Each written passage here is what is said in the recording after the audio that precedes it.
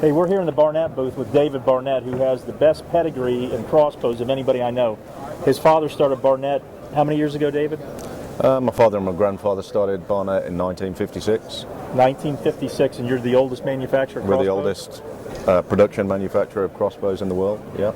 Interesting enough, last year, year before last, David's Ghost won our Editor's Choice and our Great Buy, both for the same bow, which is the first time we've ever had that. That was a fantastic bow, and David's introducing a new bow this year, which I think is going to do really well also. David, can you tell us something about the bow? Yeah, this is the BC Rage. It's our second model of the reverse limb products. It's based on the Recruit stock and the Raptor stock, so it's nice and small and compact. I think you can see how small that is there. It's 330 feet per second. What's the draw weight on it? The draw weight on that is 140 pounds. 140 pounds, which for getting that kind of speed, that's a low draw weight because you have a long power stroke. Is that right? That's correct, yeah. David, I've noticed that this bow is really, really compact. It's probably one of the smallest bows I've ever seen, which for me is a good thing. What the cock width, axle, what would the measurement be? I think it's about 8 inches. 8 inches, 8 inches, which makes it really, really compact, both lengthwise and widthwise. And why that's important to you bow hunter guys, it's when you're in a tree stand and you want to aim, it's easy to aim down, left, and right. You don't have a long bow, which might get into your shooting rail. For you guys that are hunting out of ground blinds, you know how small the space is. I mean, you're in a little itty bitty space and you're trying to shoot out a little bit of window, so this isn't going to be an issue. And with the limbs being towards the back, the center of gravity is shifted backwards. I notice this bow balances really, really well. Is there some trick to designing a bow that handles this well? Balance is extremely important, having the riser brought further back away to you, so there's very little, if nothing, in recoil on this model. I mean, you imagine, you just saying that in ground blinds, imagine you're turkey hunting and you're all that small movement, you can get right into the side nice and compact. Yeah, this would be nice for you guys that spot and stalk a turkey. You don't have a ground blind, you want to lean up against a tree and shoot it off your knee. I've noticed, I'm tall, that the crossbows, I mean, you want a short, compact crossbow without it hanging out off the front of your leg. This is going to be really, really good, like David said, for the turkey guys. What is the power stroke length on that? We got a 14-inch power stroke on this. 14, and that gives you your speed. It's a long power stroke, and with it being reverse draw, like David said, there's not a lot of recoil because the bow's moving. It's the opposite of a crossbow, so you're not going to get a lot of shock with this bow.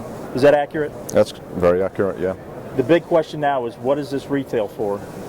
I'm afraid it's going to be expensive. So it's actually $6.99. $6.99. Yeah. That's a deal. I think that's $6.99 it's a good price. And I would imagine with the low draw weight and as small as this, would this be good for a youth, for children?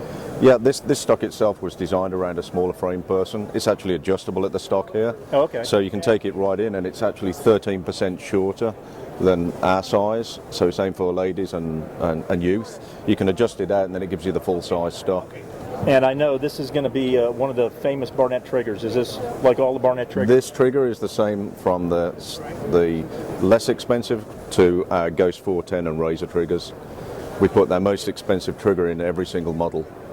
And if I'm correct, this is a MIM trigger, and then it's machined to really exact tolerances? Yes, it is. And it has an ADF, anti-dry fire, in there. So it's got a lot of features that you guys are going to want on a relatively inexpensive crossbow. I don't want to say it's an entry-level crossbow because that would be certainly not an entry-level crossbow. This is a fine package, and it's priced right too.